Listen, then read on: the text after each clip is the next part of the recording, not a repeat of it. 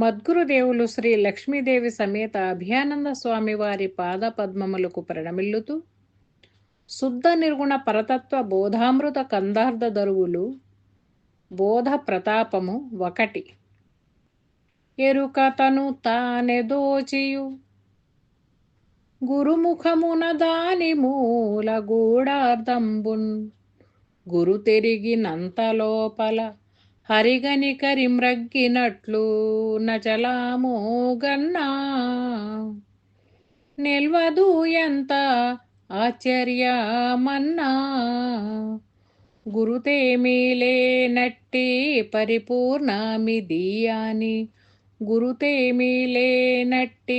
పరిపూర్ణమిదీయాని ఎరుకెన్నాడెరుగదు ఎరిగేనానొకవేళ వరుసతో కల జాగ్రత్తను నెట్లెరుగ నేర్చును తద్విదంబున హరుని తిమిరము జాడబోయిన కరణిగా నిలచుండనట్లే నచలమో గన్నా నిల్వదు ఎంత ఆశ్చర్యమన్నా. జై నిజ గురుభ్యో నమః. జై అమలాంబ సమేత అనుభవానంద రాజయోగేంద్ర ప్రభుస్వాముల వారి దివ్య చరణారవిందములకు నిర్మలానంద ప్రభుస్వాముల వారి పదపద్మములకు ప్రణమిల్లుతూ అచలర్షి దయానంద పొన్నాల రాజయోగేంద్ర ప్రభుస్వాముల వారి ప్రియశిష్యుడు శ్రీ నిజానంద పోలోజు వీరయాచార్య ప్రభుస్వాముల వారిచే విరచితంపైన శుద్ధ నిర్గుణ పరతత్వ బోధామృత కందార్థ దరువులలో మనం ఇప్పటి వరకు 8 ప్రకరణములు ముచ్చటించుకున్నాం. దీనికి ముందు పరిపూర్ణ బోధ 27 కందార్థములుగా దృఢం చేసుకున్నాం.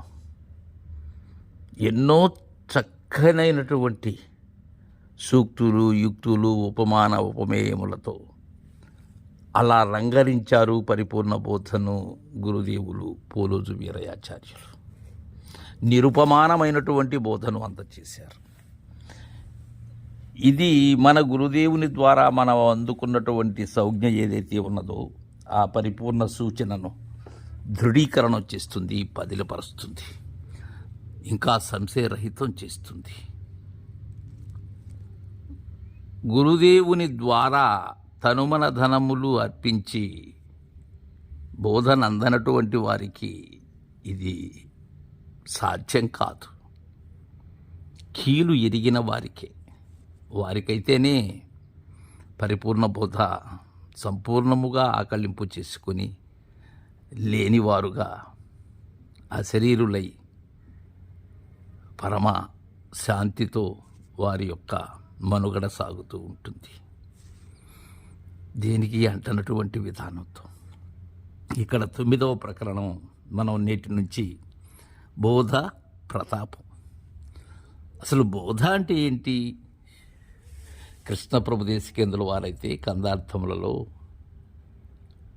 100కు పైగా కందార్థములలో బోధ అనేటువంటి పదాన్ని వాడారు.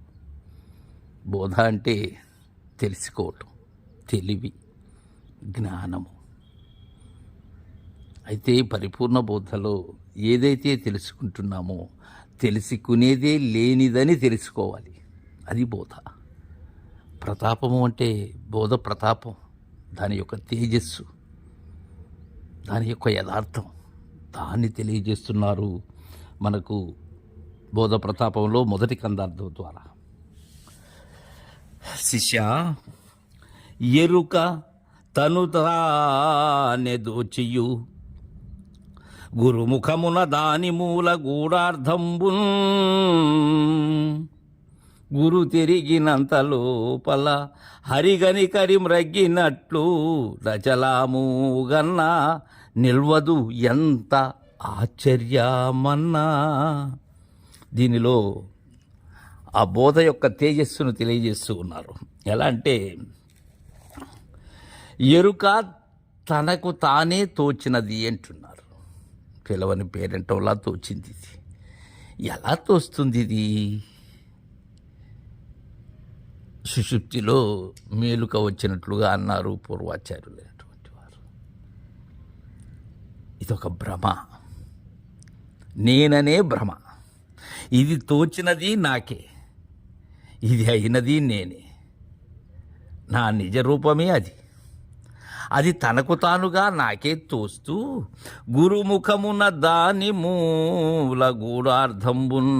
అయితే ఆ లేని ఎరుక యొక్క యథార్థాన్ని ఎక్కడ ఎరగాలి? అది కానవస్తూ ఉన్నది, సర్వము భ్రాంతి చెందిస్తూ ఉన్నది. అయితే దీనిని ఎక్కడ ఎరగాలి? ఈ ఆత్మ దర్శనం ఎక్కడ కావాలి? ఈ ఆత్మ అంటే ఎరుకే. ఎక్కడంటే గురుముఖంబున ఎరుక దర్శించాలి. దాని మూల గూఢార్థాన్ని ఎరగాలి. మూలమేమీ లేనిదని ఎరగటమే గూఢార్థం. ఇది ఎక్కడో గ్రంథాల్లో శోధిస్తే దొరకదు. ఇది దీనికి కావలసినది గురుముఖము, గురు నేత్రము, గురు బేసి కంటి చూపు కావాలి దీనికి. ఆ చూపులో ఇది ప్రత్యక్షం కావాలి నీకు. లేనిది ఎలా లేదు అనే విషయం. గురు తిరిగినంత లోపల ఇది తనకు తానే తోచి గుర్తు ఎరిగినంతనే. ఆలస్యం లేదు. హరికని కరి మ్రగ్గినట్లు నచలాము గన్నా.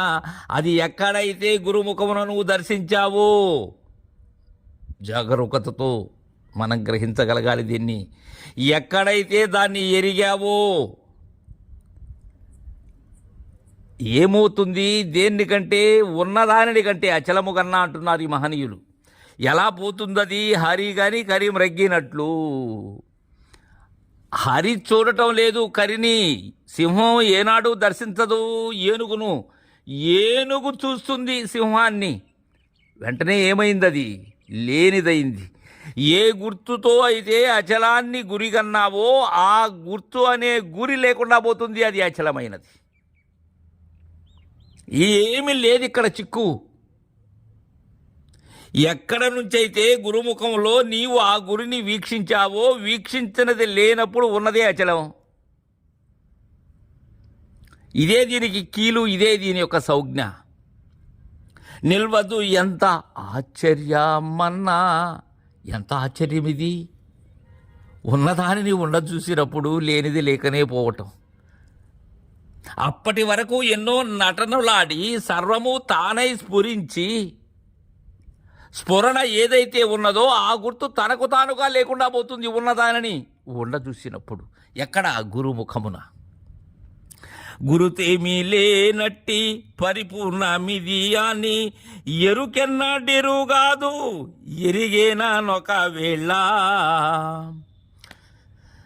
గురుతు లేనప్పుడు పరిపూర్ణము ఇది అని ఎరిగేది ఎక్కడున్నది? ఎప్పుడైతే సింహ దర్శనమో కరి లేదు, పలాయనం. పరిపూర్ణము ఇది అని ఎరుక ఎరుగుతుందా? ఎరగదు. ఎందుకని? ఎరిగినప్పుడే అది లేదు. తర్వాత అది పరిపూర్ణమని నేను ఎరుకనని అనేందుకు నేను లేను, పరిపూర్ణము లేదు. పరిపూర్ణము లేదు. తీర్పు. పరిపూర్ణము ఉన్నది అంటే ఎరుక ఉన్నది. అది లేదు, ఇది లేదు. ఎప్పుడు? గురుతేమి లేనటువంటి దానిని గుర్తెరిగి గుర్తురహితమవుతున్నది ఎప్పుడు? ఉన్నదానిలో. ఎరిగినా ఒకవేళ వరుసతో కల జాగ్రత్తలు నెట్లెరుగా నేర్చును తద్విధంబునా. ఎలా అంటే అది ఎలా ఉంటుందంటే, ఇక్కడ మంచి దృష్టాంతం. మనకు కళలో ఉన్నాం. కళలో ఉన్నంతసేపు జాగ్రత్త ఉందా నీకు? నాకుందా జాగ్రత్త? లేదు. అయితే జాగ్రత్తలో కళ ఉందా? లేదు. దీనిలో అది లేదు, దానిలో ఇది లేదు. ఆ విధముగా ఇంకా హరుని తిమిరము జోడబోయిన కరణిగా నిలచుండనట్లే నచలాము గన్న హరుని తిమిరము జోడబోయిన. ఇక్కడ హరుడంటే సూర్యుడు, హరి అన్న సూర్యుడు. సూర్యుని చీకటి దర్శించాలి అనుకున్నది, సాధ్యమా? సూర్యుని చూసిన వెంటనే చీకటి ఏమవుతుంది? ప్రకాశమైపోతుంది, లేనిదవుతుంది. తద్విధానంగా నిలచుండనట్టే నిలవదక్కడ తిమిరం.